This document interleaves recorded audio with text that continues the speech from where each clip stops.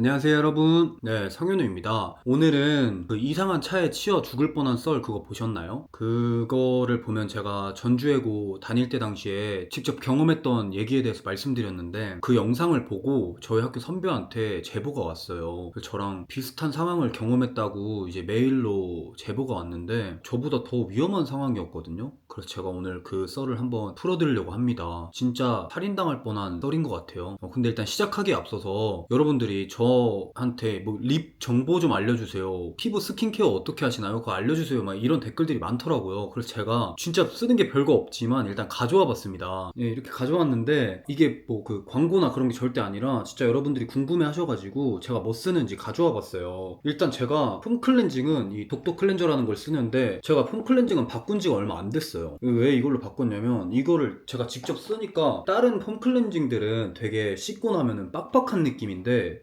이거는 엄청 촉촉한 느낌이랄까요? 그래서 되게 피부가 막 건조해지는 느낌을 잘 못 받는 것 같아요, 클렌징을 해도. 근데 또 나중에 세안은 되게 깨끗하게 잘 되는 느낌? 그래서 일단 이 독도 클렌저로 바꿨고요. 그 다음으로 이제 기초를 제가 이거를 씁니다. 웰리쥬 리얼 히알루로닉 블루 앰플이라는 건데, 이걸 왜 쓰냐면 진짜 여러분들이 이거 써보시면 알겠지만 피부가 엄청 촉촉해져요. 엄청 맑은 느낌의 그런 거랄까요? 하면은 흘러내려요. 이렇게. 이거 봐요. 그냥 흘러내리죠. 그래서 이걸 쓰고 그 다음으로는 이제 요거를 씁니다. 이 제품 쓰는데, 이 제품이 이제 수분크림인데요, 에스네이처 아쿠아 수크알란 수분크림이라는 건데, 제가 이걸 왜 쓰냐면 진짜 일단은 피부를 보호해주는 느낌이랄까요? 근데 제가 이거에 대해서 검색을 해봤는데 그 요즘에 엄청 뜨고 있는 제품이라고 하더라고요. 약간 화잘먹? 이런 걸로 엄청 뜨고 있는 제품이라고 합니다. 그래서 이거를 쓰는데 저는 뭐 화잘먹보다 진짜 이거 바르고 되게 자면은 다음날 뭐라 해야 되지? 되게 깔끔한 느낌? 개운한 느낌으로 항상 눈을 뜨게 돼가지고 이걸 쓰는 것 같습니다. 그리고 제가 다음으로는 선크림인데요, 저 이거 써요. 셀퓨전시 레이저 선스크린. 이걸 쓰는데 이거는 저 쓴 지 엄청 오래됐습니다. 이거는 이거 쓰고 나서 뭔가 피부가 좋아진 느낌을 받을 때가 많았어요. 아무튼 제가 이거 진짜 엄청 오래 쓰고 있는데 이 선크림을 쓰고 나서 항상 피부가 좋았던 것 같아요. 그래서 저도 이제 뭐 늘상 선크림을 바르고 이런 건 아니니까 잘 몰랐는데 이 선크림을 또 꾸준히 쓰다 보면 피부가 좋아지더라고요. 그래서 이게 뭐지? 약간 이런 느낌입니다. 그리고 드디어 그 여러분들이 가장 궁금해하시던 진짜 댓글이 진짜 많았어요. 립 정보 알려주세요 이러면서. 이게 바로 이 제품이거든요. 저도 잘 모르는데요, 이게 아이미미 베어립스 컬러 립밤이라고 합니다. 이거 진짜 립을 엄청 많이 물어보셨어요. 근데 제가 이거를 왜 제가 잘 모르냐면, 이거를 그 샵 원장 선생님이 선물로 주셨어요. 메이크업 선생님인데 제가 이제 립이 막 이렇게 많이 건조하고 이래가지고 이거를 선물로 주셨는데 색깔이 엄청 진해요. 그래서 보시면 여러분, 제가 진짜 너무 잘 써가지고 이거를 이렇게 돌려도 안 나와요. 예. 거의 이 정도 남았습니다. 너무너무 잘 쓰고 있는. 근데 색깔이 보면 진짜 빨개요. 근데 막상 바르고 나면 막 엄청 빨간 느낌보다는 되게 촉촉한데, 처음에 발랐을 땐 빨간데 조금 시간 지나고 나면은 되게 엄청 연해지는 것 같아요. 아이미미의 베어립스 립이었습니다. 좀 궁금증이 풀리셨나요? 이제 썰을 한번 시작해 보려고 하는데요. 제가 이 썰은 아무래도 제가 그 직접 경험했던 썰의 연장선으로 선배한테 제보가 들어온 거잖아요. 그래서 제가 1인칭 시점으로 읽어드리는 것보다는 진짜 선배님께서 보내주신 그대로 읽어드리는 게 조금 더 나을 것 같아서 그렇게 읽어드리려고 합니다. 그리고 사연자분을 언급한 악플 댓글들은 제가 바로바로 삭제할 수 있다는 점 알아주셨으면 좋겠습니다. 그럼 썰 한번 시작해 보도록 하겠습니다. 그때 언제냐면요, 제가 벌써 졸업한 지도 20년이 좋게 지났으니까 2006년도 그쯤이에요. 첫 번째 이야기입니다. 제가 고1 때였어요. 처음으로 집을 떠나 기숙사 생활을 시작했죠. 그 시절엔 요즘이랑 많이 달랐어요. 선배들이 밤마다 불러내서 장기자랑을 시키고 군기를 잡던 때였거든요. 눈 마주치면 화장실로 불러내 맞고, 인사 안 하면 기합받고, 그래서 늘 고개를 숙이고 다녔어요. 솔직히 선생님보다 선배들이 더 무서웠던 시절이었어요. 그렇게 학교 생활에 조금 적응할 즈음 5월인지 6월인지 그쯤이었던 것 같아요. 그때 기숙사는 격주로 주말마다 문을 닫아서 다들 집에 다녀와야 했거든요. 저도 집에 갔다가 일요일 밤 늦은 시간에 학교로 돌아오게 됐어요. 전주 객사에서 버스를 갈아타고 부의초교 정류장에서 내렸어요. 그때 시간이 아마 밤 10시쯤이었을 거예요. 지금 생각하면 왜 그랬는지 모르겠는데 겁도 없이 혼자 걸어 올라가려고 했어요. 당시 길은 왼쪽은 논밭, 오른쪽은 집들이 있었고 가로등도 있어서 완전히 어둡진 않았었거든요. 근데 2분쯤 걸었을까요? 갑자기 무서워지기 시작한 거예요. 15분 걸어 올라가다가 굴다리가 하나 있었는데 그 주변만 유독 가로등이 없어서 완전 캄캄했었거든요. 그걸 지나가야 한다는 생각에 발이 떨어지질 않았어요. 결국 기숙사에 있던 친구에게 전화를 했죠. 나 좀 데리러 와줘. 나 지금 너무 무서워. 좀 데리러 와줄 수 있어? 그렇게 해서 친구 2명이 내려오고 있었어요. 그리고 학교 여자 기숙사에서 조금 더 내려오는 길과 굴다리 사이 중간길에서 이상한 일을 겪었다고 하더라고요. 어둠 속에서 어떤 검은 남자가 아주 빠른 걸음으로 친구들 쪽으로 걸어오더래요. 너무 어두워서 얼굴은 전혀 보이지 않았고 형체만 보였다고 했어요. 한 친구는 무서워서 다른 친구 뒤로 숨었고 앞에 서 있던 친구에게 그 남자가 물었다고 해요. 혹시 아래쪽에 학생 데리러 가는 거예요? 그래서 친구가 맞다고 하니까 그 남자가 말했대요. 빨리 뛰어내려가.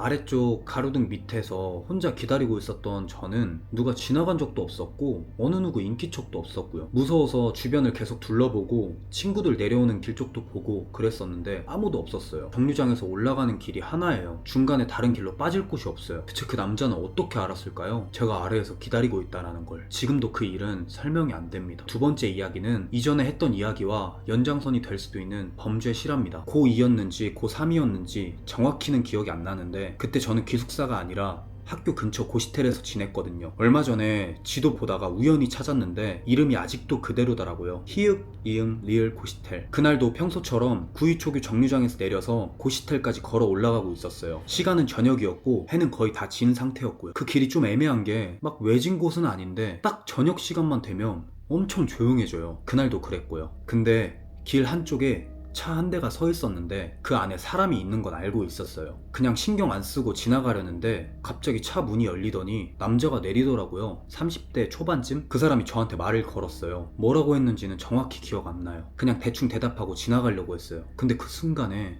차 문을 철컥 열더니 저를 밀어넣으려고 한 거예요. 진짜 아무 생각도 안 들었어요. 그냥 본능적으로 버텼어요. 안 탈게요! 이러면서 버티는데 그 사람 힘이 너무 센 거예요. 그 자리에서 계속 실랑이 하다가 점점 제가 밀리는 느낌이 들었어요. 그때 제가 들고 있던 김밥을 그 사람 쪽으로 내밀면서 이거 먹으면서 얘기해요. 이렇게 말했어요. 지금 생각하면 말도 안 되는데 그때는 진짜 살려고 그랬던 것 같아요. 그 사람이 잠깐 멈칫했어요. 그 순간 제가 있는 힘껏 밀치고 도망치려고 했는데 다시 잡힌 거예요. 그리고 둘이 실랑이를 벌이다가 엉킨 채로 길 아래 논 쪽으로 굴러 떨어졌어요. 그때였어요. 그 사람이 갑자기 주머니에서 칼을 꺼내는 거예요. 그리고 아무 말 없이 저한테 들이밀었어요. 저도 모르게 그 칼날을 맨손으로 잡았어요. 손에서 피가 나는 것도 느껴졌는데 그게 중요한 게 아니었어요. 그냥 놓으면 끝날 것 같아서 그렇게 버티고 있는데 저 멀리서 경찰차가 지나가더라고요. 살려달라고 소리치면 충분히 들릴 수 있는 거리였는데 저는 아무 말도 못했어요. 괜히 소리쳤다가 그 사람이 더 흥분해서 그 자리에서 찌를 것 같아가지고. 그렇게 경찰차가 지나갔어요. 그리고 그 순간에 갑자기 그 남자가 울기 시작했어요. 왜 안 불렀어요? 경찰 그냥 지나갔는데 왜 소리 안 질렀어요? 그러더니 갑자기 고맙습니다. 고맙습니다. 이러는 거예요. 그러더니 저한테 얘기하더라고요. 자기는 원래 이런 사람 아닌데 인생이 망해버려서 그냥 누구 하나 죽이고 싶었다고. 그리고 누구 하나 죽이고 자기도 죽으려고 그랬다고. 저는 그렇게 칼을 들고 있고 제 손에도 피가 나고 있는 상황인데도 그냥 얌전히 그 사람의 얘기를 들어줬어요. 달래면서. 지금 생각하면 제가 왜 그렇게 했는지 모르겠는데 그냥 그 얘기를 들어줘야 제가 살 것 같았어요. 한참 그렇게 이런저런 얘기를 듣다가 그 사람이 갑자기 미안하다고 하고 그대로 가버렸어요. 저는 한동안 그 논밭에서 못 움직이다가 겨우 고시텔까지 올라갔어요. 고시텔에 들어가서 문을 닫고 나서야 손이 얼마나 심하게 베었는지 그때 알았어요. 그제서야 아프더라고요. 결국 119를 불러서 응급실을 가서 손을 다 꿰맸어요. 그때 꼬맨 흉터가 아직도 선명하게 남아있답니다. 근데 저 그때 그 남자를 신고하지 않았어요. 그 사람이 불쌍하다고 생각했거든요. 나중에 부모님께서 알게 되시고 그제서야 부모님께서 신고를 하셨는데 그 사람이 잡혔는지는 아직도 몰라요. 그 일이 있고 나서부터는 원래 살던 고시텔을 빼고 결국 집에서 통학하기 시작했습니다. 그 길은 지금도 끔찍하네요. 제 이야기는 여기까지입니다. 네, 이렇게 전주예고 선배한테 제보가 온 썰에 대해서 말씀을 드렸는데요. 이게 지금도 그런 일이 또 있는지 모르겠어요. 뭐 전주예고에 재학 중인 친구들한테 또 그런 일들이 벌어지고 있는지 아닌지는 모르겠지만, 그때 당시에 제가 정확히 기억했던 건 일단 그 길목이 정말 무서워요. 제가 이전에 이상한 차에 치여서 죽을 뻔한 썰에 대해서 말씀드렸던 그 장소랑 똑같은 장소에서 지금 겪으신 얘기를 해주신 거거든요. 그래서 제가 지금 이 이야기를 들으면서, 저는 그 길을 너무 명확히 잘 알고 제가 직접 걷던 길들이니까 얘기를 듣는데 너무 선명하게 그 상황들이 보이더라고요. 그래서 왜 그 길이 자꾸 그런 일들이 생길까? 이런 생각도 들고 되게 무섭게 들은 것 같아요. 실제로 저한테도 있을 뻔했던 일이다 보니까 보내주신 선배님의 사연을 들으면서 다시 한번 생각하게 된 것 같아요. 제가 이전에 말씀드렸던 썰에 대해서 내가 그때 지금에서야는 구독자분들한테 이렇게 말씀을 드릴 수 있는 상황이지만 그때 내가 진짜 죽었을 수도 있겠다. 그리고 또 이 선배님 사연을 들으면서 선배님도 진짜 죽을 뻔했을 수도 있겠다, 이 생각을 하게 된 것 같아요. 그래서 전주예고 그 길에서 뭔가 또 그런 위험한 상황을 겪으셨던 뭐 후배님이나 선배님들이 계신다면 제보 부탁드리도록 하겠습니다. 지금 뭐 학교에 재학 중인 우리 전주예고 후배님들은 항상 조심하셨으면 좋겠습니다. 그리고 요즘 제가 심적으로 여러분 되게 안정적인 상태예요. 어쨌든 저도 뭐 항상 뭐 꿈을 쫓아가지만 보이지 않는 미래를 그냥 계속 쫓아가다 보니까 저한테도 불안한 마음이 들 때도 있었는데, 근데 요즘은 되게 진짜 여러분들 댓글 하나하나 보면서 되게 안정적인 하루하루를 보내고 있습니다. 그게 결국에 여러분들과 소통하면서 또 여러분들이 응원해주시고, 또 제가 지금 이 순간을 즐길 수 있는 방법을 조금씩 저도 이제 알아가면서 점점 더 즐기게 되는 것 같아요. 그래서 여러분들한테 정말 진심으로 감사드린다고 말씀드리고 싶습니다. 정말 진심으로 감사드립니다. 앞으로도 여러분들한테 더 재밌는 썰들 많이 들려드리도록 할 테니까요. 항상 기대해 주시고 정말 열심히 최선을 다해서 노력하는 썰연우가 될 테니까, 오늘도 영상 즐겁게 시청하셨다면